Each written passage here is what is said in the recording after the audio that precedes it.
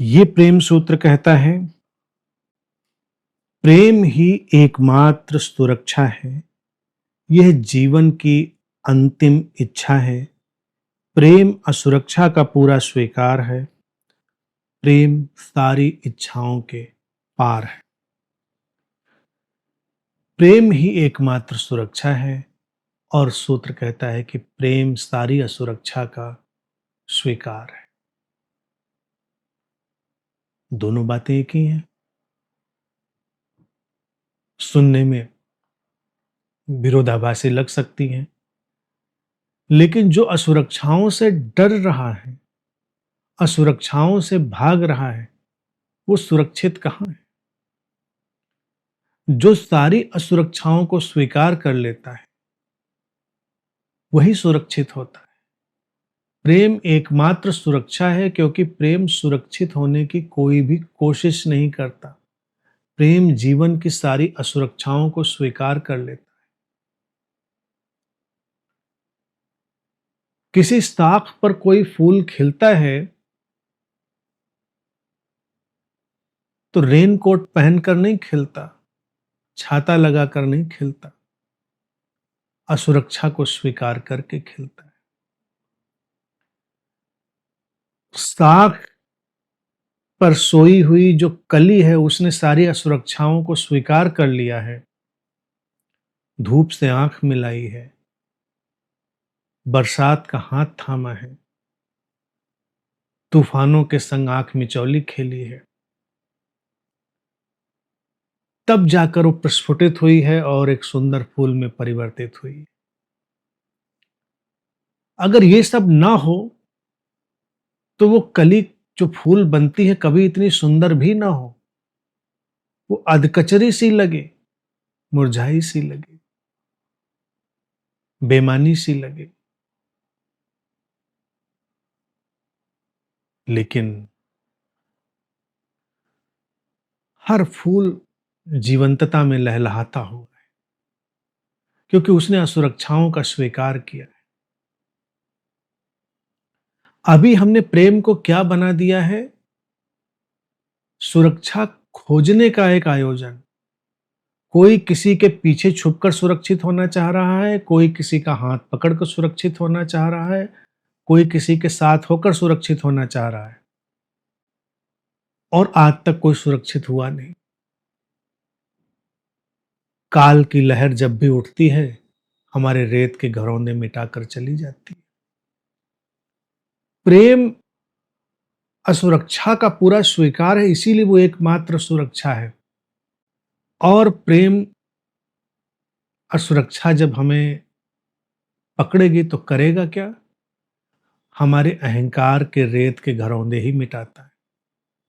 और जो अहंकार के रेत के घरौंदे मिटाने के लिए तैयार हो, वही इस रेत से बड़े बड़े महल भी बना सकता है, क्योंकि अब वो खेल को जान गया है। प्रेम इसीलिए एकमात्र सुरक्षा है, क्योंकि प्रेम जीवन के खेल को, जीवन की लीला को जानने लगता है, पहचानने लगता है। हम अपनी छोटी छोटी लीलाओं को उस विराट लीला में फिट करने की कोशिश करते हैं और हताश हो जाते हैं। इसीलिए सूत्र कहता है कि ये जीवन की अंतिम इच्छा है। प्रेम सारी इच्छाओं के पार है। अंतिम इच्छा और सारी इच्छाओं के पार। अंतिम इच्छा हो ही सकती है जब सारी इच्छाओं के पार हो। और अंतिम इच्छा क्यों है प्रेम? क्योंकि अंतिम इच्छा हमारे भीतर से फूट कर आती है। किसी को फांसी होने वाली हो, उसकी अंतिम इच्छा पूछो तो लोग चूंकि इतना बेहोशी में जीवन जी चुके होते हैं, बेहोशी में जिए थे तभी तो फांसी तक पहुंचे,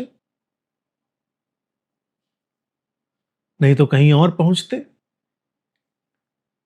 और हर कोई अपनी अपनी किस्म की फांसी पर तो पहुंच ही रहा है। कुछ आयोजित होती हैं, कुछ अनायोजित होती हैं, लेकिन सब फांसी के फंदे पर ही लटक रहे हैं और सब जीवन से अपनी अंतिम इच्छाएं मांग रहे हैं। और अंतिम इच्छाएं भी अगर फांसी वाली घटनाओं में भी स्वभावतः देखो तो बड़ी क्षुद्र इच्छाएं होंगी किसी की, कि बताओ तुम्हारी अंतिम इच्छा क्या है। बस एक अंतिम बार मैं जलेबी खाना चाहता हूँ, बस एक अंतिम बार मैं ऐसा कुछ चाहता हूं या उससे मिलना चाहता हूं। ऐसी ही क्षुद्र इच्छाएं होती फांसी के ऊपर लटके लोगों की, लेकिन ये बेहोशी की यात्रा से आई हुई हैं। और सूत्र कहता है प्रेम जीवन की अंतिम इच्छा है, तो यहां पर उसका आशय है कि वो जो पूरी तरह प्राणों के निचोड़ के साथ जो चीज निकलेगी वो अंतिम इच्छा। अब हमने अगर जीवन को एक अलग ढंग से जिया है, सींचा है, उसको निखारा है, संवारा है, तो हमारे भीतर एक अलग किस्म की इच्छा पनपेगी और वो एक अलग किस्म की इच्छा फलीभूत होगी। वो पूरे जीवन के निचोड़ की तरह आएगी। प्रेम पूरे जीवन का निचोड़ है, इसीलिए वो अंतिम इच्छा और सारी इच्छाओं के पार इसलिए है क्योंकि कोई भी क्षुद्र इच्छा उसमें शामिल नहीं है। क्षुद्र इच्छाएं ही सब अहंकार की इच्छाएं हैं, हमारी झूठी छवियों की इच्छाएं हैं। और जब छवि रहित जीवन में कोई प्रवेश करता है, इमेजलेस लाइफ में कोई प्रवेश करता है, तो वहां पर जो इच्छाओं के पार का जगत है वो आसमान जैसा है। हम सब चाहते हैं कि हमारे जीवन में सितारे चमचमाए, हमारे जीवन में भी पूर्णिमा का जैसा चांद चमके, लेकिन हम आकाश जैसे खाली नहीं होना चाहते। हम तो लकड़ी के लट्ठे के जैसे ठोस बने रहना चाहते हैं। अगर हमको लगता है कि हमारे जीवन के आसमान में भी सितारे चमके, चांद यात्रा करे अमावस से पूर्णिमा के शिखरों तक, तो हमको भी आसमान जैसा खाली होना पड़ेगा। और जब आसमान जैसे खाली होंगे तो जीवन कितना अद्भुत, अलौकिक, अनिर्वचनीय, अवर्णनीय हो जाएगा। प्रेम हमको आसमान जैसा बनाता है, खाली, निर्मल। इसीलिए प्रेम में अक्सर लोगों को उड़ने की इच्छा होती।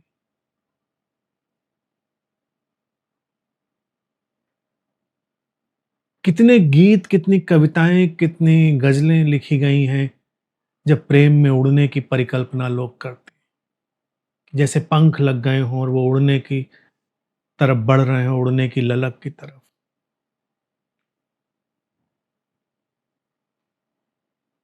तो कवि और शायरों के चक्कर में पड़ना नहीं चाहिए। वो एक अजग घनचक्कर लोग होते हैं, वो घोट घाट के अपनी शायरी, गजलें वो सब चिपका देते हैं लोगों के ऊपर, क्योंकि उनको तालियां और वाह वाह चाहिए होती। वो कितनी झूठी इमेज है। इससे झूठी इमेज क्या होगी जो वाह वाह और तालियां ढूंढ रही हो।